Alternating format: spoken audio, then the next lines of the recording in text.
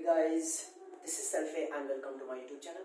तो अभी हम लोग देखने वाले हैं क्लास 10th के ट्रायंगल का एक बेहद शानदार क्वेश्चन जो कि हमारा क्वेश्चन स्क्रीन पे है और देखते हैं कि क्वेश्चन हमारा क्या कह रहा है और साथ ही इस क्वेश्चन का कंप्लीट सॉल्यूशन भी देखेंगे। क्वेश्चन इस प्रकार है, व्हाट हमारा prove that the 3 times the square of any side of an equilateral triangle is equal to 4 times the square of the altitude. बहुत ही शानदार क्वेश्चन है। क्वेश्चन क्या कह रहा है मैं समझाना चाहूंगा आपको कि एक इक्विलेटरल ट्रायंगल है और आप जानते हो कि इक्विलेटरल ट्रायंगल में क्या होता है, ऑल साइड्स इक्वल होता है, राइट।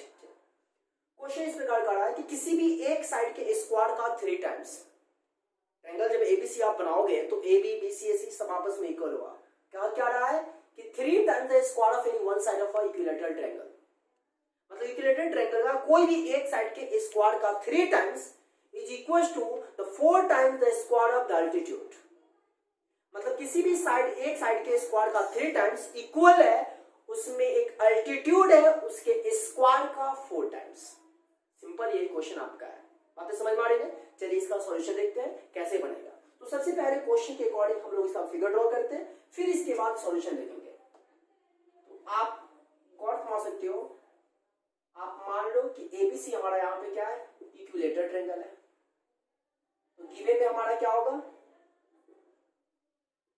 गिवन में होगा क्या, एबीसी एंड इक्विलेटरल ट्रायंगल। और आप बचपन में पढ़े थे कि इक्विलेटरल ट्रायंगल है, इसका ये मतलब होता है कि ऑल साइड इक्वल। तो आप गौर फरमाओ ना, AB equal BC equal AC होगा कि नहीं, तीनों साइड आपस में इक्वल होगा क्योंकि इक्विलेटरल ट्रायंगल है। अभी क्या कर रहा है, किसी भी एक साइड के स्क्वायर का 3 टाइम्स। तो यहाँ पे साइड हमारा क्या है, AB BC AC। तो किसी भी एक साइड के स्क्वायर का 3 टाइम्स, मतलब यह हमें जो प्रूव करना है, टू प्रूव, गौर फरमाओगे मैं क्वेश्चन के अकॉर्डिंग कैसे जो फॉर्मेट तैयार करता हूं उस पर ध्यान रखना है। 3 times the square of any one side. तो 3 इंटू मान लो साइड आपका AB है तो 3 into AB square, 3 times the square of any one side of an equilateral triangle, 3AB square that equal 4 times the square of the altitude। तो आप God फरमाओ यहां पर इससे हम अल्टीट्यूड ड्रॉ कर देते हैं और इसका नाम देते हैं AD। तो क्या होगा 4 इंटू AD स्क्वायर, यानी कि हमें ये प्रूव करना है क्या, 3AB square equal 4AD square. ये हमें प्रूव करना है, जरा गॉड फरमाइएगा। अब हमें जो ये प्रूव करना है, तो आप बचपन में पढ़े हुएगा कि इक्विलेटरल ट्रायंगल हो या आइसोसेलेस ट्रायंगल हो, उसमें जब वर्टेक्स से हम परपेंडिकुलर ड्रॉ करते हैं तो ये अपोजिट साइड बाइसेक्ट होता है। हमेशा इस बात को याद रखेंगे, चाहे वो आइसोसेलेस ट्रायंगल हो या इक्विलेटरल ट्रायंगल हो। ये दो ट्रायंगल की जब बात होती है और यहां से आप जब परपेंडिकुलर करोगे अपोजिट साइड पे, तो वह अपोजिट साइड क्या होगा, बाइसेक्ट हो जाएगा। मतलब यार कि BD equal DC equal half BC। Is it clear? चलिए प्रूफ में हम लोग चलते हैं। जब हम परपेंडिकुलर ड्रॉ किया तो आप गौर मान सकते हो, हम लिख सकते हैं क्या, BD equal DC equal half BC। Clear है बातें? चलिए अब गौर माना, अक्सर हमने कहा है कि जब भी ऐसे ट्रायंगल का क्वेश्चन हो वहां पे हम लोग क्या करते हैं, LHS को सॉल्व करते हैं और RHS ऑब्टेन करते हैं।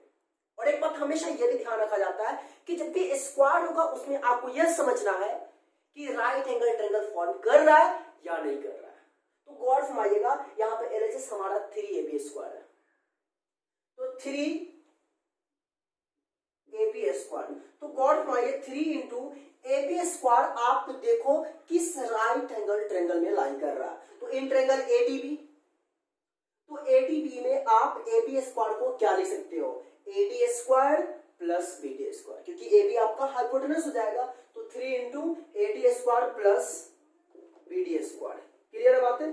चलिए अब आपको मैं बताना चाहूंगा कि 3AD स्क्वायर हो जाएगा अब प्लस 3BD स्क्वायर। हमने मल्टीप्लाई कर दिया, यहां पे आपको कोई दिक्कत नहीं होनी चाहिए। चाहिए रिलेशन हमें क्या, AD में चाहिए। तो आप गौर फरमाओ यहाँ पे AD आ गया, लेकिन ये BD आ गया। BD से हमें कोई लेना देना नहीं, कोई रिश्ता नहीं लेना है। तो क्या करना होगा, इसको चेंज करना होगा। तो जरा गौर फरमाओगे, और ये किसके इक्वल आ रहा है, हमारा 3AB स्क्वायर के इक्वल आ रहा है। तो 3AD स्क्वायर फिलहाल रहने देते हैं, प्लस 3 इंटू BD स्क्वायर है। तो आप गॉड माओ हमें जाना है कहां, सिर्फ और सिर्फ एडी में या एबी में, यही में हमें रिलेशन चाहिए। तो बताओ मुझे, क्या बीडी को मैं लिख सकता हूं हाफ बीसी, लिख सकता हूं कि नहीं लिख सकता? बेशक लिख सकते हैं। तो हाफ बीसी का स्क्वायर मतलब क्या हुआ, 1/4 बीसी स्क्वायर। क्लियर है बात है? क्या मैं इसको ऐसा लिख सकता हूं, 3AD स्क्वायर प्लस 3/4 और ये बीसी स्क्वायर है। क्यों ना मैं बीसी स्क्वायर को एबी स्क्वायर लिख देता हूं, क्योंकि all side of an equal triangle are equal. तो मैं इस बीसी स्क्वायर को क्या लिख दूंगा, एबी स्क्वायर। बातें समझ में आ रही है? और ये टर्म जो आप देख पा रहे हो ये किसके इक्वल आ रहा है, ये हमारा 3AB स्क्वायर के इक्वल है। तो गॉड माओ क्या मैं इसको लिख सकता हूं, 3AB square equal 3AD square minus 3/4 sorry plus 3/4 AB square. अब हम यहाँ पे क्या करते हैं, एबी वाले टर्म को हम वन साइड कर देते हैं।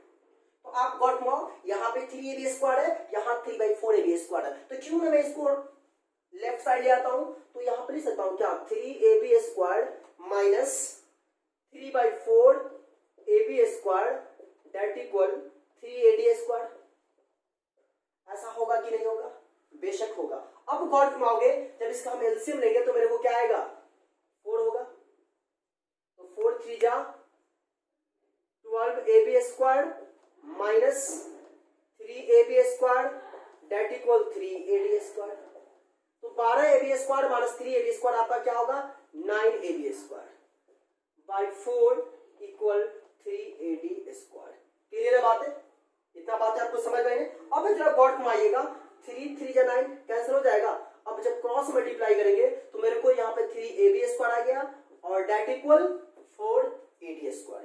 क्योंकि इसके नीचे जब 1 देंगे और क्रॉस मल्टीप्लाई करते हैं तो मेरे को क्या आएगा, 3AB square equal 4AD square. और जरा गॉड फॉर्माइए हमें क्या रिलेशन ये लाना था या नहीं लाना था, यही तो हमें प्रूव करना था। देखिए हमने रिलेशन ऑब्टेन कर लिया। उम्मीद है बात है आपको समझ में आई होगी। चलिए एक छोटा सा क्वेश्चन और देखते हैं और क्या हमारा। तो फाइनली आपके सामने इस क्वेश्चन का सॉल्यूशन हाजिर है। उम्मीद है बातें आपको समझ में आई होगी। मैंने भी जस्ट कहा कि इससे चलिए एक और क्वेश्चन देखते हैं, लेकिन थोड़ा सा वीडियो लंबा हो रहा है तो आज के लिए रहने देते हैं। कोशिश ये करिएगा क्वेश्चन को पढ़ेंगे और खुद से सॉल्व करने की कोशिश करिए। और एक बात हमेशा याद रखिएगा, जब भी मैं कुछ बातें बताऊं तो उस कॉन्सेप्ट को आपको क्लियर करना है, समझना है कि मैं इसमें क्या करता हूं। ऐसा नहीं कि मैं बता रहा हूं उसको आप नोट डाउन कर रहे हैं, ऐसा नहीं कि समझना, ऐसे समझना है कि मैं इसमें क्या क्या अलग अलग एक्स्ट्रा दिमाग अप्लाई कर रहा हूं, मैंने इसमें कैसे सोचा है क्वेश्चन को अटेम्प्ट करना। ये सारी बातें आपको समझना है, फिर क्वेश्चन का सॉल्यूशन करना। उम्मीद है आपको रिजल्ट आ जाएगा। तो मेरे ख्याल से आज के इतना ही।